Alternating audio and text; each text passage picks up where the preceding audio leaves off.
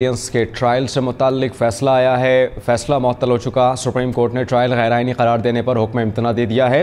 اس پر مزید بات کرنے کے لیے ہمیں جوائن کر رہے ہیں راجہ خالد صاحب ہیں جو کہ ماہر قانون ہیں, حافظ احسان صاحب ہیں, یا فرید صاحب ہیں, قوسین مفتی صاحب, تمام ماہر قانون ہمارے ساتھ موجود ہیں. سب سے پہلے بات کر لیتے ہیں یا آفریدی صاحب ہمیں جوائن کریں گے.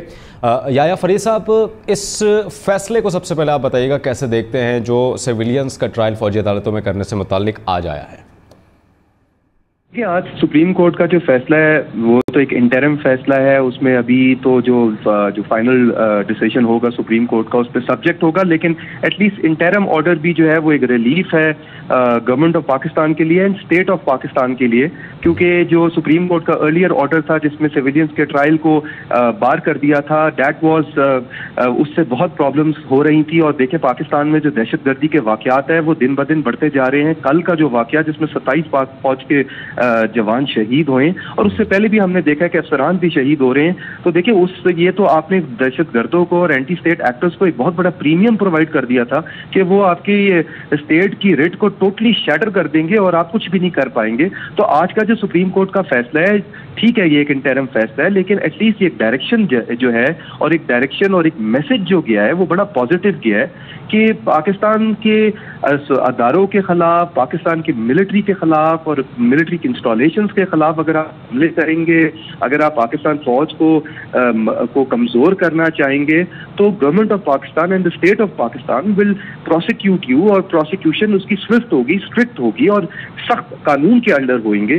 تو یہ ایک اچھا فیصلہ ہے اور دیکھتے ہیں کہ سپریم کورٹ اس کے اوپر اب فائنل فیصلہ کیا کرتا ہے. لیکن یہ ڈیفینیٹلی ایک پازیٹیو جورسپروڈنس ہے, اور سپریم کورٹ کی جو ارلیئر جورسپروڈنس تھی جو 70 ایئرس سے چلتی آ رہی تھی, یہ اس کے ساتھ بھی کنفرم کرتا ہے. کیونکہ دیکھیں سپریم کورٹ تو ان دا پاسٹ 5-6 بڑے فیصلوں کے اندر یہ اسٹیبلش کر چکی ہے کہ سویلینز کا ملٹری کورٹ میں ٹرائل ہو سکتا ہے, اور اس کے انہوں نے ایمبٹس بھی سارے کے سارے لے ڈاؤن کیے ہوئے.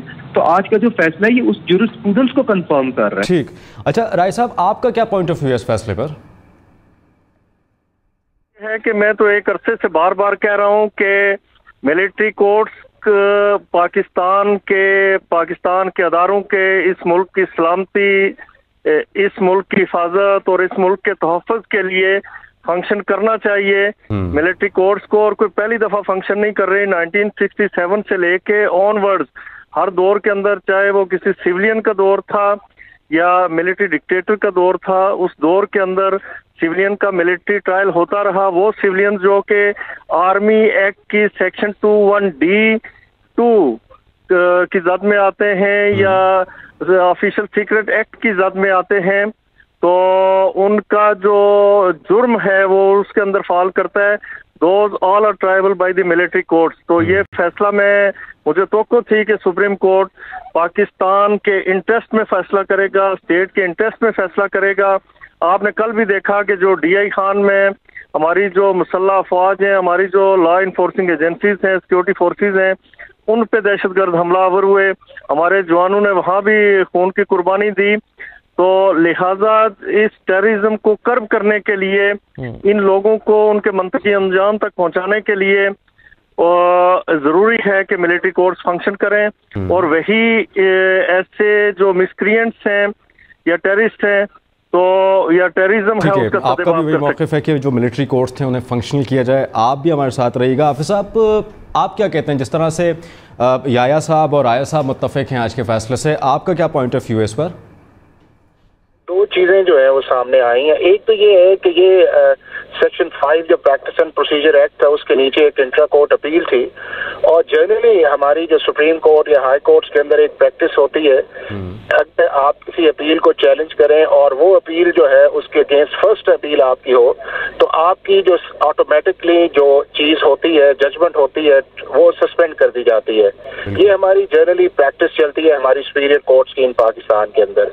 جہاں تک دوسری बात है उस चीज के अंदर वो इम्पोर्टेंट इसलिए है कि जो पहला 23 अक्टूबर को ऑर्डर एक आया था जिसके ऊपर लॉ ही स्ट्राइक डाउन कर दिया गया था, सेक्शन 2D1 और 2 और सेक्शन 59(4) जो था, और उसकी कोई रीजनिंग भी नहीं थी, सिर्फ 1 लाइन का एक ऑर्डर था कि जी सेक्शन जो 2D1 है मिलिट्री एक्ट का और सेक्शन 59 है वो अल्ट्रा वायरिस ऑफ द कॉन्स्टिट्यूशन है। अब वो 3-4 चीजें बड़ी इंपॉर्टेंट थी।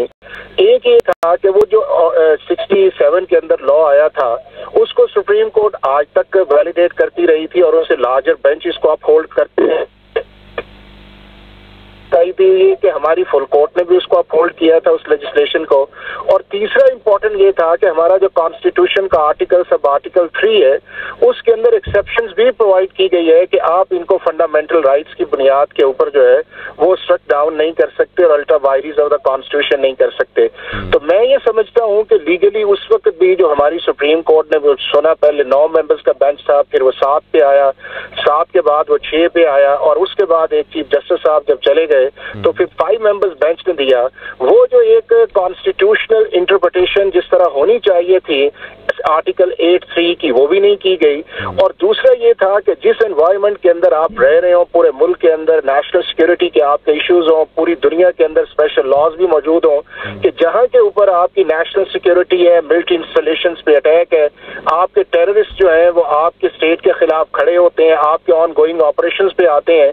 और जिस तरह आपने देखा कि उस जजमेंट के बाद एक वेव आई है इस पूरे मुल्क के अंदर कि जिसके अंदर आपके हमारे जो जवान है वो शहीद हो रहे हैं, और उसके अंदर जो एक लीगल वैक्यूम आया हुआ था 23 अक्टूबर का जिसके अंदर आपने 1967 जो था वो सुप्रीम कोर्ट ने अल्ट्रा वायरिस ऑफ द कॉन्स्टिट्यूशन का, तो उस कॉन्टेक्स्ट के अंदर आज ये चीज जो थी वो सुप्रीम पाकिस्तान ने जो जजमेंट सस्पेंड की है वो बिल्कुल लीगल है, मुनासिब है, कॉन्स्टिट्यूशनल है, तीनों। ठीक है कौसर साहब, आपका क्या पॉइंट ऑफ व्यू है इस फैसले पर? बात यह है कि उस वक्त शायद सुप्रीम कोर्ट ने उजलत में फैसला कर दिया था। बहुत सारे सिविलियंस हैं जो आर्मी से रिलेटेड हैं और उन तक बहुत सारी इंफॉर्मेशन की एक्सेस भी होती है। आपकी इंटेलिजेंस एजेंसीज में सिविलियंस हैं, आपके GHQ में सिविलियंस हैं, अदरवाइज बहुत सारे सिविलियंस आपकी मुख्तलिफ मिलिट्री इंस्टॉलेशन के साथ, जैसे SPD है जो मिसाइल प्रोग्राम आपका देखती है। तो अगर फर्ज करें कि वो कोई ब्रीच करते हैं या एस्पियोनाज के मुर्तकिब होते हैं तो वो ऑब्वियसली मिलिट्री कोर्ट में ही ट्राई होंगे। तो बेसिकली जिस वक्त ये फैसला किया गया था तो शायद सुप्रीम कोर्ट का उस वक्त फोकस था 9 मई के वाक़यात के साथ। तो 9 मई कोई एक एक्सक्लूसिव इंसिडेंट नहीं है।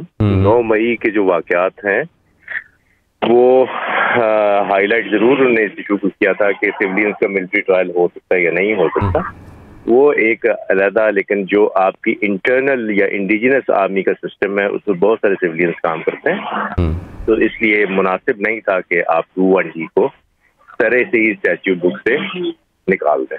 तो मेरे दानिश में लार्जर बेंच का जो फैसला है इसमें एक स्पाई पाकिस्तान ने पकड़ा हुआ है जिसके बारे में हमारे एक हमसाया दुश्मन मुल्क का मौक़िफ़ ये है कि वो एक सिविलियन है। तो ये सारा मतलब कि जो सुप्रीम कोर्ट का। ठीक है कौसन साहब, आपने हमें वक्त दिया। राजा साहब, हाफिज़ एहसान साहब, याया फरीद साहब, अब तमाम माहिर कानून का बहुत शुक्रिया इस ताल्लुक बात करने के लिए। एक बार फिर आपको बता रहे हैं, ख़बर यह है कि फ़ौजी अदालतों में जो सिविलियंस का ट्रायल होना था उस पर हुक्म इम्तना दिया गया है।